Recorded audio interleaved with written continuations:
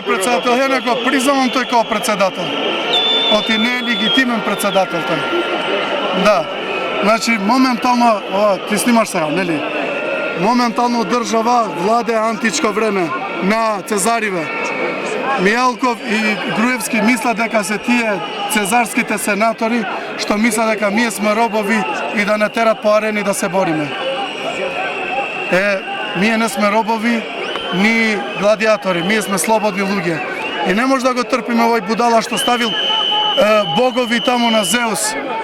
Дури ни христијани не е веќе да. Затоа протестираме, зашто се вратија во античко време. Цел свет се качи на 21 век, овие во античко време живеат.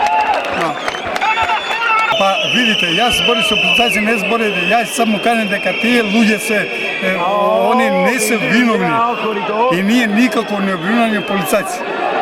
Ние обвинуваме влада која што и е дозволила вака да се мачат, да ги видите сега сами гледате што они.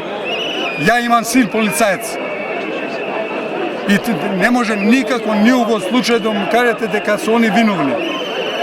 Јас ги штитим нив. Еве, јас сум лично што ги штитим. Не могу да штитим владава од Груевски кој што не може то не е негова имовина овдека. Ово секој ден поминувам тука на шетам тука на таму, то не е негова имовина. Тргнете ги од овде! Нека дојде цивил некој од МВР овде веднаш. Да. А не потоа насител да обвинувате дека ние сме хулигани, додека хулиганите се во кабинетот на Груевски.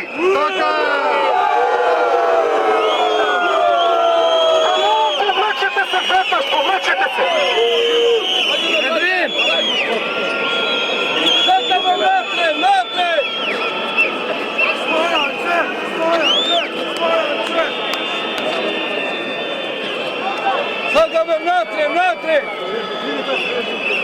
Ајде ве молам, симнете се од тротоарот доле, ве молам. Има 7-8 провокатори кои што ги видов и ги знам и ви ги кажа. Доколку направат инцидент, нема да знаеме кој се.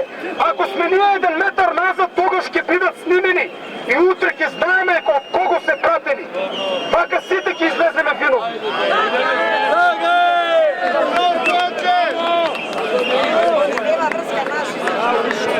Сега малку е зебано, да кажете. На брзина бевте спречени да протестирате на повеќе локации, но сепак на крај полицијата дозволи.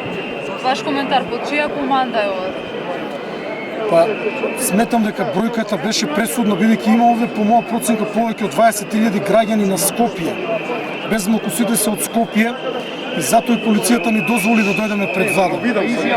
Јас немам врска со организацијата вечера, се трудам со на авторитет кој што го имам меѓу граѓаните и меѓу полицајците да посредувам, да не дојде до насилство, бидејќи едноставно ни уфрлат провокатори кои што прават несакани ситуации. И цело време се обидувам да спречам таква ситуација. Ги предупредив и полицајците, доколку има напад дека не се работи за протестантите, доколку некој сега фрли камен кон полицајците, бакли или друг опасен предмет, доколку полицијата биде принудена оправдано да употреби хемија, овде не имаме безброј жени, возрастни луѓе, болни луѓе. Ако настане стампед, овде ќе има загинати, ќе има повредени. Никому не му одговора насилство. Оние кои што вечера ќе направат насилство, тоа се фрлени провокатори, тоа не се луѓе од нас. Демонстрантите се убави, интелигентни луѓе. Од една страна протестот ден на ден станува се помасовен, од друга председателот и повтор пат денеска излезе да го потврди ставот дека нема да се откаже од одлуката за помилување. Раководството на ВМРО ДПМН овој пат е притиснато до зид. Ова за нив е последната шанса. За нив аболицијата е последна шанса, бидејќи во спротивно знаат каде ќе завршат. Никој не може да се спасе од 14, од 10 или од 7 обвиненија. Не може сите тие обвиненија да паднат дури во ваков корумпиран суд. Се знае дека многу луѓе од врвот на власта ќе завршат во затвор и тоа на долгогодишна робија. Тоа е она што нив ги мотивира, но затоа ние граѓаните треба да излеземе. Јас ги повикувам скопјаните. Јас денес доживеав една интересна случка, продолжена. Доаѓајќи кон јавното обвинителство, кон СЈО, поминав покрај фонтаната, покрај Александар Македонски. Неколку луѓе стоја покрај ме, викна: генерале, може ли да се сликаме? Се сликав со нив и викам: дојдете на протест, и знаеш, не можем. Поминав покрај еден од оние кафичи, да не го рекламирам, исто луѓе почнаа да шлакат раци, да викат: браво генерале, ги повикав, да допиеме кафе, може би ќе дојдеме.